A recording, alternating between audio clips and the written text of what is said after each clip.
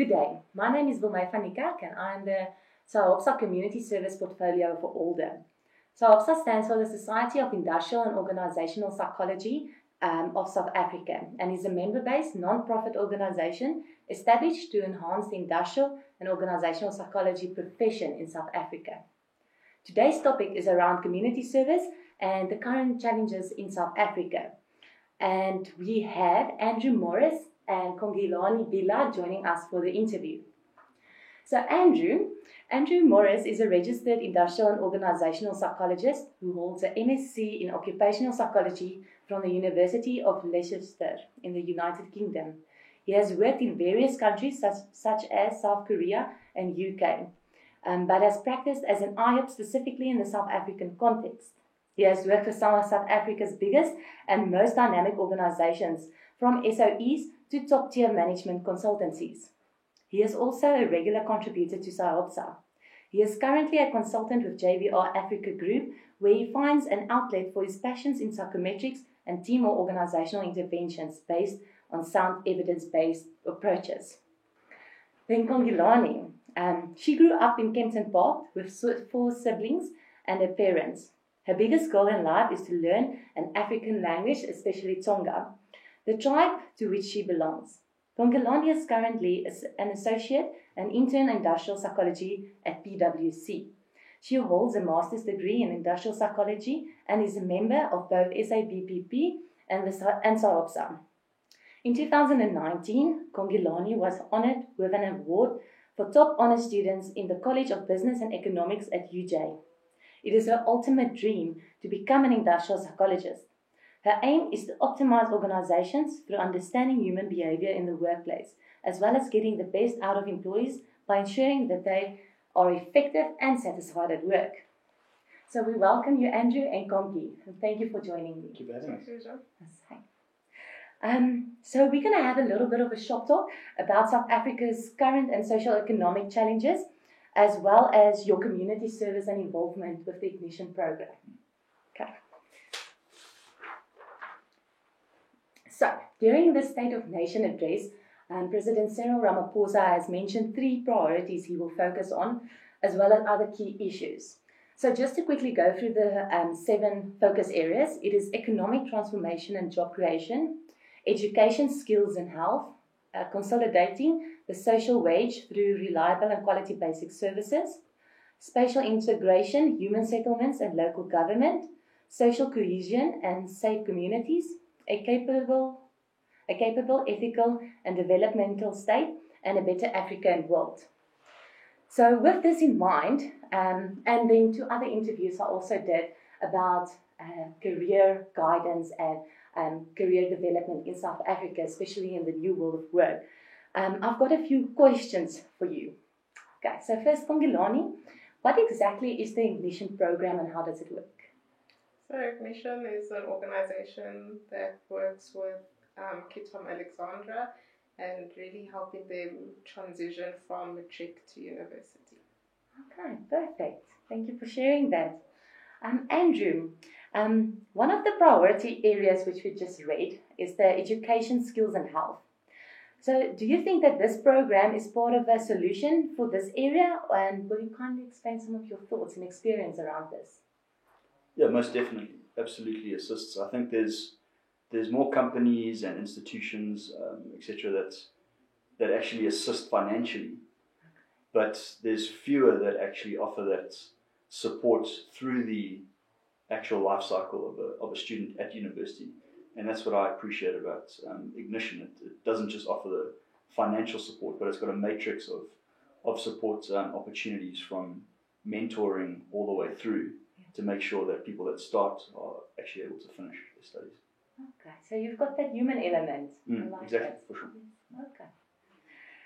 Kongilani, so Dr. Haidt said, it's great not only to talk about community service in theory, but actually then doing it. So without community service, we would not have a strong quality of life. And it is important to the person who serves as well as the recipient. It is the way in which we ourselves grow and develop. So what I want to know from you is which skills have you acquired as a mentor in this program? And then do you think any of these skills would be helpful in the new world of work? Definitely coaching skills and even your emotional intelligence skills. I think it really helps you grow in those areas, how to deal with people. Because as much as we are moving into a digital world, there's still people behind it. Okay. Thank you. Okay. Andrew, another quote. They say that the best way to find yourself is to lose yourself in the service of others. So following that article you wrote for us, which we will also put on a blog post on the SAOPSA website, I want to just ask you about your experience as a mentor, because it seems like you have been through quite a steep learning curve. So what have you experienced and learned from your time as a mentor in this program? So I love that quote. It resonates with me just in terms of finding yourself, because I have learned a lot. If I said it was easy, I would be lying, and that everything's always rosy. But it's definitely been a struggle at times. But good. I think that's where the learning is. So there's been a lot of examples where, because we're so different, race, age, etc., social background, that difference causes a lot of friction and tension, and trying to work through that with your mentee has been, for me, where a lot of the learning has been, and things that I potentially take for granted. It's helped me to become a little bit more broad in my thinking, in terms of trying to put myself in someone else's shoes. But I think in terms of specific examples of some of those learnings, people can go to the article. There's some funny ones, and there's some things that are really tough for both of us to go through. Okay. Yeah, I think it's quite a little bit of a big learning curve. And like you also mentioned now, just in other words, it helps with open-minded thinking, to see all these differences and to do it then for the right reason. And that's beautiful. No, exactly. Well, I think I didn't initially start. I've been mentoring for a number of years, apart from Ignition. So I started for not always honourable reasons, but I think the reason that I carry on and that I stay doing it is because of some of those things, like the growth. It's very uncomfortable at times. I'm not a willing learner, but it's been invaluable. I've read that they say it's in the uncomfortability that we grow. So that's great. No, I completely agree, for sure. Okay. Then Kongelani, how do you think this program contributes to the greater South Africa? I really think the program helps the kids really learn how to deal in the new world, because especially when they transition into the workplace, it's going to be another change for them. So right now they're building those skills slowly and with help in a safe environment, because in the work world just can become a whirlwind. Yes, that's very true. With my other two interviews with Prof. Cara and Fiona Martins, they also talked about all the skills in this new world of work. And it's beautiful to see that there's people helping others, I think that takes us to a whole new level. Yeah. Okay. Andrew, so looking at some research on the new world of work and the skills you are adopting as a mentor, and what the mentees are also then learning, do you think that it is in line with this fourth industrial revolution? So if you mean from a university perspective, the content, I couldn't really speak to that. But I imagine it's a lot of technical skills. And as we know, sometimes the shelf life of those technical skills is quite short, or can be. Yes. But there's a number of papers that have come up from McKinsey, Global Institute, or the PwC Workforce of the Future, that interestingly say that, so obviously technical skills are going to become more important, but the way they kind of segment it is in terms of the proportion or the hours spent on a particular skill, utilizing that in your work. So for sure, technical skills are becoming increasingly important and taking up quite a large proportion of your work life.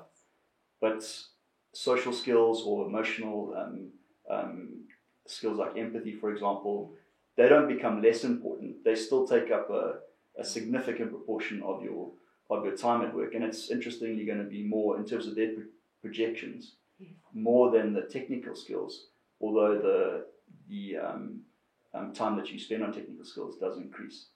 So I feel that firstly, let me start with the mentee. What he's been learning Yeah. through this process, I don't want to speak for him, but just anecdotally and observing, Yes. is that a lot of the skills that we impart or we try to work through with the mentees are skills that are transferable, but they behaviors that support the actual learning, which I think are going to be invaluable for the future. For example, some of the things we deal with, where it's adapting to a new situation. These guys come from Alex. Now they're in university. They've got independence. They've got money from NSFAS or whatever the institution is. How do you deal with these things, and what's the process? And just building those kind of skills. I think they're life skills. Yes. And I know SIOPS has been involved in more concrete training, like whether it's stress management, and tell me a future where that's not going to be beneficial, where you learn to manage your stress in a work environment.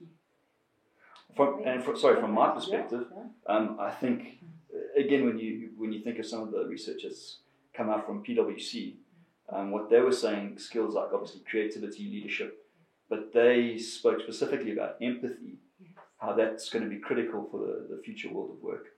And these are things that I feel I've had more opportunity to develop through this process with the mentee, whether it's putting myself in his shoes, what is he experiencing? Because there's been a lot of frustrations from my side, but I come from a particular point of view. So trying to break out of that and challenge myself, and then just that cultural sensitivity with a mobile workforce and teams becoming more diverse. I definitely think there's a lot of skills that areas of development that are going to assist in the future. Okay. That's amazing. Gets me excited to also get involved there. Exactly. Okay.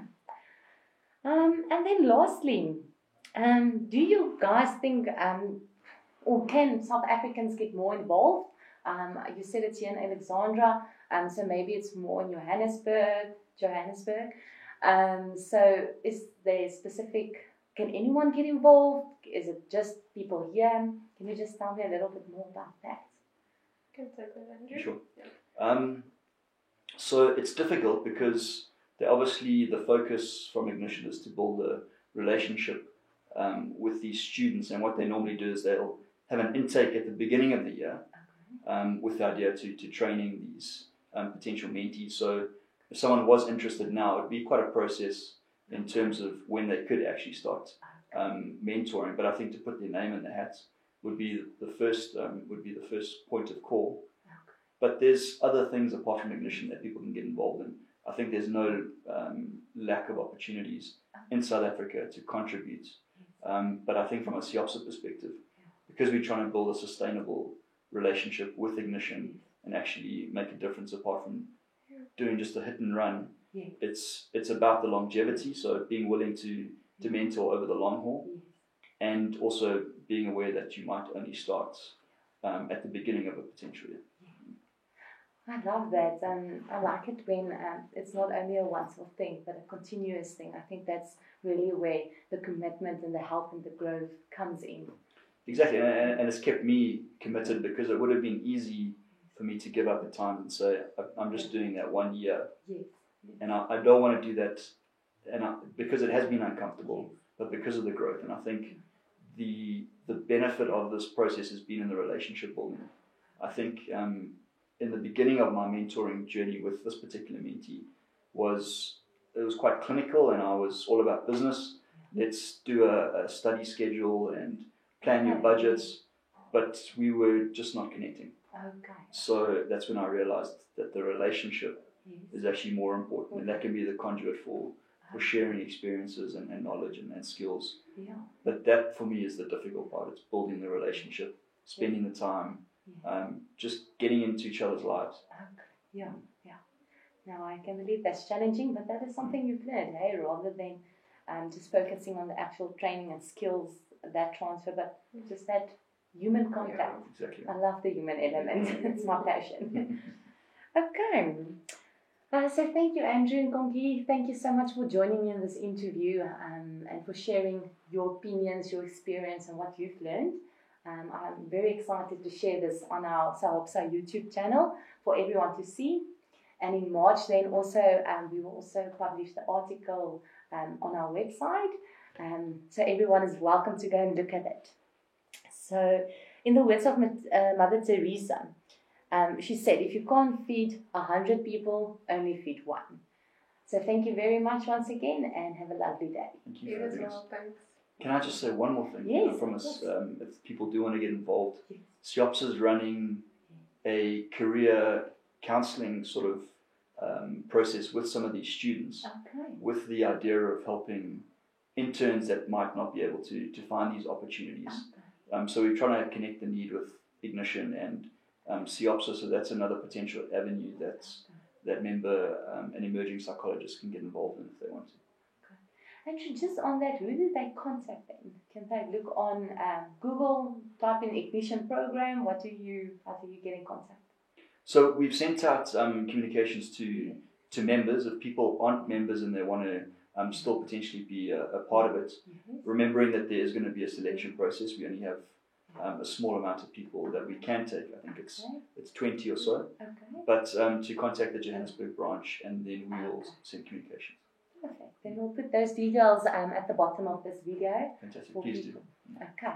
That's it. Thank you so much. Thank you. Thanks.